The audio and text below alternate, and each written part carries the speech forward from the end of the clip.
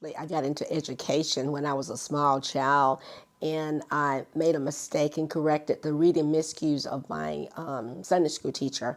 And I decided that if I were going to become a teacher, I better focus on children and not adults.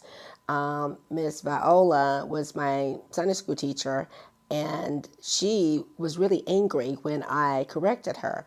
And so my daddy owned a barbershop, and I convinced my parents that I could teach the boys to read as they came through the gate. And I rode to school with my first grade teacher, and I used a lot of the methods that she used to start teaching. So I would say that I call it Pat Saturday School, was when I started to work with the boys, and I had a captive audience because they couldn't go anywhere because they were in my backyard, and I told my daddy that they needed to be in my class. So I got started that way. And of course, as I got in middle school, a lot of the boys asked me to tutor them. And so I was pretty good at that too. And I could explain things, and I would help people with their tests. And when I got in high school, I was in the Future Teachers of America, and that was really good for me. And so I knew that I wanted to become a teacher. And my mother always said, work on things that are your strengths. And my strengths were communicating and helping people. And so that's when I decided to major in elementary education. And then I ended up teaching fifth grade. And I figured, like, fifth grade, they were not small children, but they were not middle school. And I did pretty good with that. And I was always asking questions about why some kids were better readers and some kids were not good readers. And I would share books and materials, and I was very interested in that topic. So after I taught for a few years, I got a master's at North Carolina A&T University. It was in elementary. It wasn't necessarily focused on reading per se, and I thought, okay, that's just too general. So then I got an educational specialist from Duke University, and we had a reading clinic, and it was during the time that people were focusing on prescriptive ways of teaching and learning. So I did that, and then eventually I went to the University of Wisconsin-Madison, and I worked with Wayne Otto and learned a whole lot about reading and writing and listening and speaking. But once I finished Madison, I thought that I had learned a lot, but I was a little bit nervous about going into a Research One institution because my dissertation actually came out of the Institute for Research on Teaching at Michigan State University, and I was assigned to do a dissertation. And even though it was an interesting dissertation, I didn't feel as if it launched my career because I ended up focusing on high school teachers, high school English teachers' knowledge of reading instruction and the observed teaching practices. And I thought, okay, what am I going to do after I write a few articles on that? So I ended up going to a teaching institution. I taught at Grambling State University, and teaching at a historically black college is a little bit different. And even though people told me that I was making the wrong decision just to go to a teaching institution, and I remember Dale Johnson telling me, Patricia, in 30 years, no one's going to ever know what you taught, because if you don't write about what you do, nobody will ever know. And that was a good message. And so then I ended up going down to Louisiana Tech University, and I was teaching all white students, and I was pretty good at it. And I was able to communicate with the students extremely well. And then I taught there for a few years. And from there, I moved to LSU. And then, well, I should say that I received the W.K. Kellogg Fellowship. Sometimes you need an extra something. And the focus of that was to focus on an area outside your area of specialization. And that's when I decided that I would go back to my childhood roots of looking at how families and children work together, because my mother was president of PTA throughout my elementary school years. And I observed a lot about the connections between parents and teachers. And so that's when I decided to look at the family from a psychological, sociological, educational, cross-cultural, and policy perspective. And that's when I began the research that I currently do right now. Mm-hmm. I would say that some of the people that really influenced me were people like Margaret Early, Jean Shaw, Dolores Durkin, because I had a chance to meet Dolores Durkin when I was at the Center for the Study of Reading. I've always appreciated David Pearson, Dick Anderson. I worked with Jana Mason, Kathy Al, Leslie Mandel Moore, because I started coming to this conference after I had been out of graduate school for a lot of years.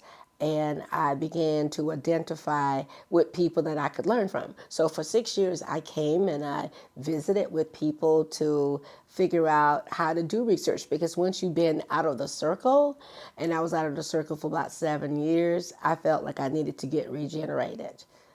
So you start reading in a particular area and learning how to refocus yourself and learn the what I call, people now call them mentor texts, but I would say mentor studies that you should definitely need to know, or anchor studies. You need to know certain kind of studies in order to start thinking and viewing in certain kinds of ways. And I remember I asked one question: what does read to your child mean? So I started looking at people like Nancy Roser, Jeannie Parator, Leslie Mandel Moore, James Flood. Those were people that were writing about parent-child book reading. Well, I felt that a lot of people had done a lot of research studies, and they were asked, like, low-income kids do this, middle-income kids do this, and some parents were not reading to their children. So I asked the question, what does read to your child mean? It's a very simple teacher directive, but it's a very complex and intricate task, because people were always talking about what couldn't be done, but nobody was talking about, well, if read to your child is the most frequently requested parent involvement activities, why don't we show parents when we shift from telling people? Because in the community in which I lived at the time, everybody spoke English. So the question becomes, maybe they are not reading to their children because they don't know how to. And that was my first major study. But I have to back up and tell you this. One of the biggest people that influenced me, researchers, have been Shirley Rice Heath. I never forget, was a Kellogg Fellow. In summer 1985, we were scheduled to go to Nairobi to the first Decade of Women's Conference. And Barbara Rogoff was my roommate. And I did not realize that Barbara Rogoff was famous. At the time, Barbara was at Utah. And she and Sarah Evans, and Sarah wrote a book called Born for Liberty, and that book was the precursor to the movie Working Girl. Well, they told me, Pat, why don't you go to Georgetown? I said, why would I do that? I don't have any money. They said, well, you need to go study with Shirley Rice Heath. Well, I didn't know who Shirley Rice Heath was at the time. So Barbara said, I will arrange, and Sarah said, you need to do this, and I did it. One of the things I must say to people when I say this is that if I had not gone to Georgetown, summer 1985, I would not be sitting in this seat. I mean, that was the summer that changed my life. I met Bambi Shefflin, Eleanor Oakes. I met Jenna Cook Gompers, John Gompers, Deborah Tannen, and of course, Shirley Rice Heath and her husband, Charlie Ferguson.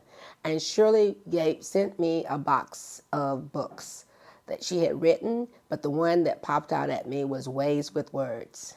And that particular book shaped how I began. When I got back to Louisiana, I was like jumping up and down, and then that's when I did my first big study. I would say the first article that I wrote was chapter. It was in Jo Beth Allen and Jana Mason's book, Risk Takers, Risk Breakers, Risk Makers, Reducing the Risk for Young Literacy Learners, where I focused on 5 African American mothers who I asked simply the question to show me.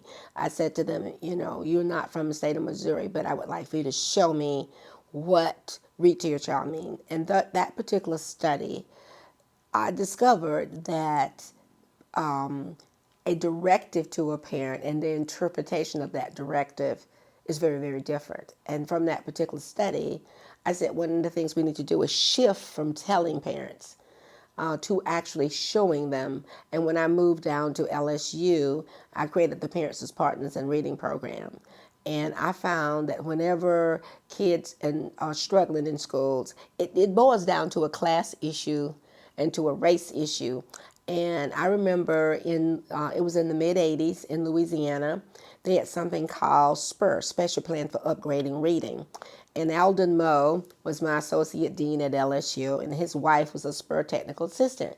And she wanted me to come in Donaldsonville. Well, Donaldsonville is about 40 miles from Baton Rouge. It's about 50 miles from New Orleans. And I did not want to go there. But anytime your associate dean asks you to do something, and you're an assistant professor, you ask how soon you want me to go. So I go down there, and at this particular school, there were 726 children. And you know, when schools are not doing well, they are not making annual, yearly progress, they are in trouble. And everybody knows it. So at this particular school, there were 726 children. 80% of them were low-income black children. 20% of them were low-income white children. There were 35 white teachers, 4 black teachers, white principal, black assistant principal, and it was a holy mess. And so Alden Moe thought that I could walk that thin chalk line between basically all black parents and children and white teachers. So I go down there, and I could tell that the teachers were scared to death of me because they thought that I would write something bad about them. And I don't believe in teacher bashing. So I said to them, we're going to work this thing out. So I had a meeting with the black parents, and they told me the teachers didn't like them because they were black. And they were like, when they first met me, they were laughing. And I said, why are you laughing? They said, we thought you were going to be white. And I said, I really am. I'm just pretending to be black. So I was trying to make the point that illiteracy is odorless and it's colorless. It would get anybody who has not done anything. So I told them, we're not going to talk about that because we cannot change what color we are. I said, we can lose weight, we can gain weight, we can change our hair color. So that is off the table. So we will not discuss that. And I'm not coming down here to discuss that. I said, I can help you with literacy learning. So I met with the white parents, and they told me the teachers didn't like them because they were poor. And so I said, now we got a classism and racism supposed issue. So I said to them, in 1929, in our great country, we had the Great Depression. America did not fold up and die because we had poor people. I said, this is the only country that you can be born with absolutely, unequivocally nothing, and you can gain something. I said, now, look, I'm an assistant professor, and this project better work because, so we're not going to be talking about race and class. We're going to be talking about literacy learning. And so what I did, I had a town meeting where I had all the town people.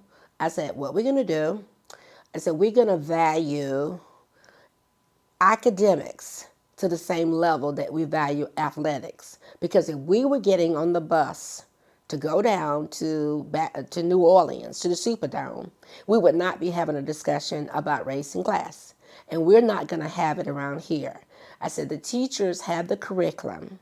Your children, many of them, are developmentally 2, chronologically 5.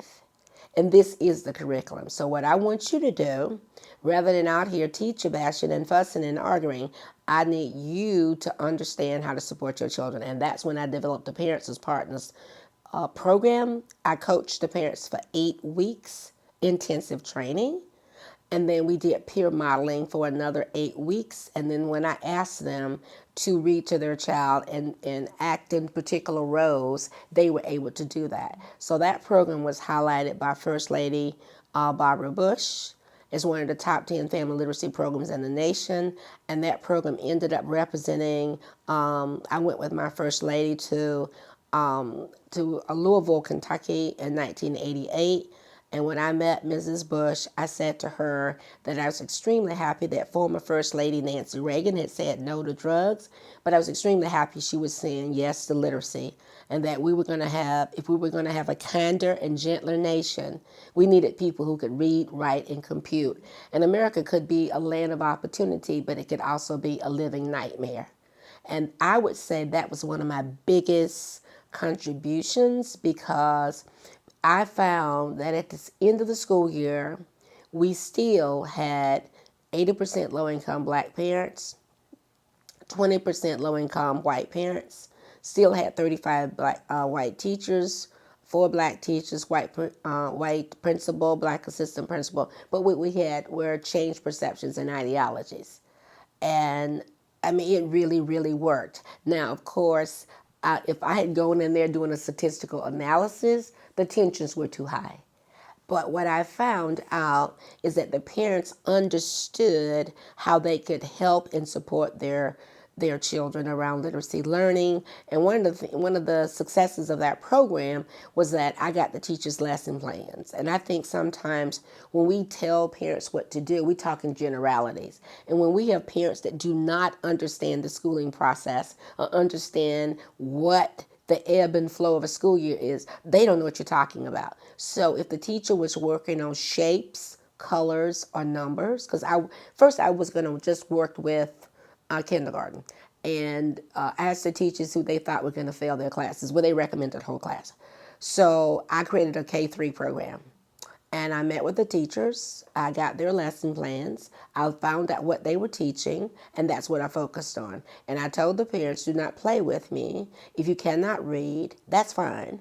Because babies can't read when they first come into the world, but they are wordless books, picture story books. So I worked with the librarian to create a wide range of materials. Because I said, you have your children for 17 and a half hours. Teachers have them for 6.5 hours. And I said, there's no way with 25 kids in the classroom that a teacher can do one-on-one instruction. And that's why you, as a parent, need to work with this. That's the message I drove home. And I would say that was another big contribution that I did. I think parent involvement is high rhetoric and low practice. I think a lot of times people, like I'm over the parent, family, school community, SIG, and I think it's been looked at from a sociological perspective. And I think you have people like Joyce Epstein, you have a lot of different people that have done work on parent involvement.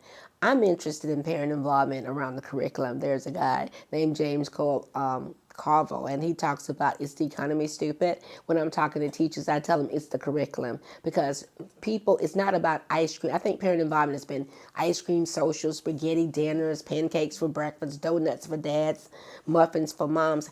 And I'm saying you're not going to get anything out of there. Carnivals, and I think some people, but I think now there's a lot of states focusing on family engagement. It's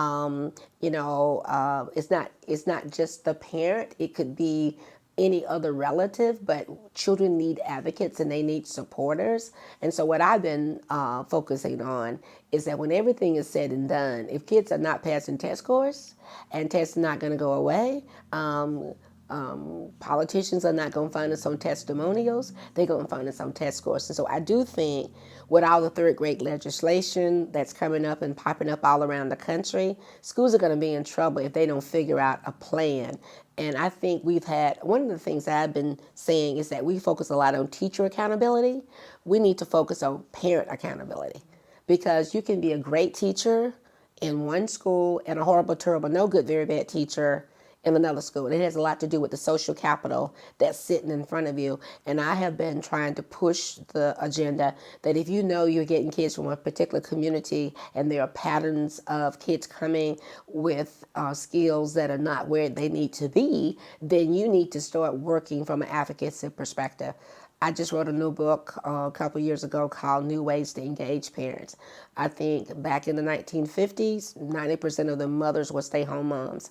I think now we have to work with the kinds of families we have, and the latest book I wrote is doing an analysis of your parent population, doing demographic profiles, because when I first came to Michigan State, I was working at a professional development school. In 1952, that school was a first-time homeowners community. When I went there in 1990, it was a transient renters community, and people were still thinking the way they were in 1950. And I'm saying that we cannot do that. And then when schools do that, then it's like they sit up there and they have 600 donuts and 13 parents, and everybody's all ticked off. Like, what happened? Well, you have to analyze your population. You wouldn't have a wedding and have all this food and not get a RSVP on who's coming. I think we have to work with businesses, because every community advertises their schools and they talk about test scores. And what I did was I worked with GM to have them shut their lines down for me to come in, because if they are not willing to let their parents come during the day, then if they are the CEO, then you can go at night. I think we have Zoom and multiple ways of communicating with parents. I think that one of the things that we have not done is to show, I've been teaching basically all white teachers for the last 30 years. We need to teach white teachers not to apologize for their personhood. We need to show them how to talk across race lines and class lines, because as minority teachers die, retire, burn out, change professions, we're going to basically have young white women and middle-aged white women teaching other people's children. And I wrote a little book called A Path to Follow, Learning to Listen to Parents. And I know when I was in college, people used to ask the question, is teaching a profession? Is it a science? Is it an art? I think it's all three. And other professions collect data. Doctors collect family histories, lawyers collect depositions, architects collect a lot of information about our lifestyles, and as educators, we don't collect any data. And so what I've been asked, and this is not Little House on the Prairie, where everybody live in the same community, and we don't say when patients die that that the doctor doesn't live in the community. We always say when teachers don't live in the communities in which they teach, that's where their kids are failing. Well, that's not true. So what I've been doing is encouraging teachers to collect data. We're always talking about creating learning communities.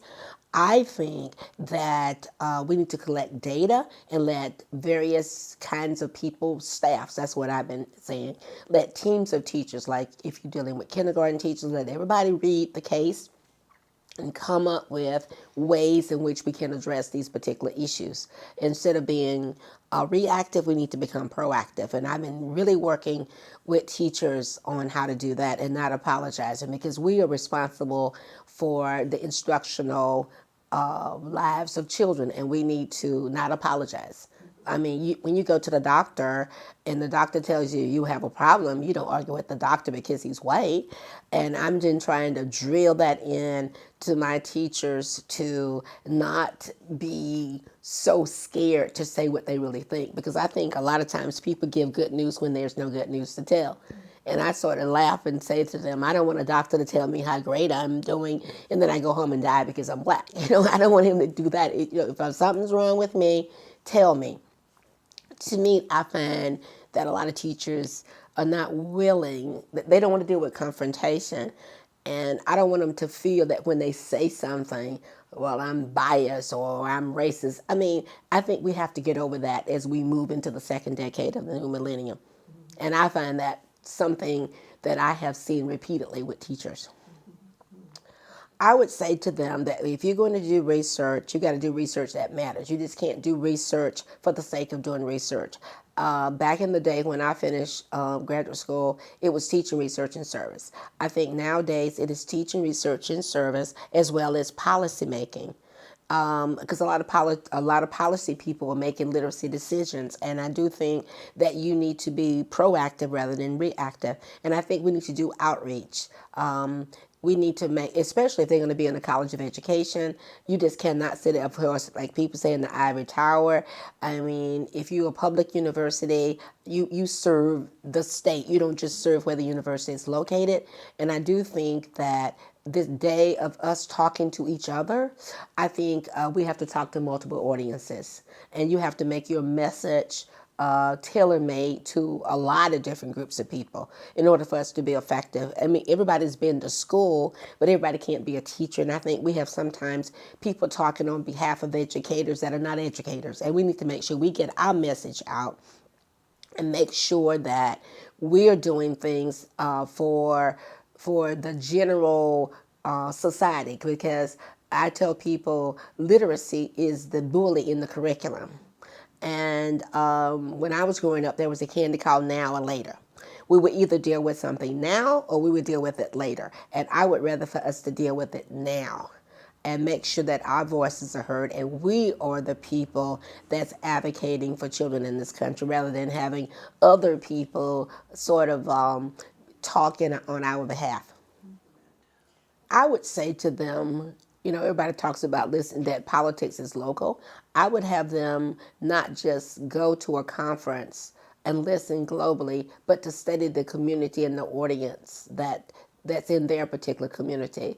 I would try to, as people are running for key positions, if they're running for state senate or if they are running for the Congress or whatever, is to make sure that you talk to those particular people, because those people are power people that can push or pin down agendas. And I do think that's an area of focus that we as researchers and future researchers have to get more into that particular group. And I find that other groups like doctors and lawyers and engineers, they are able to deal with policy issues.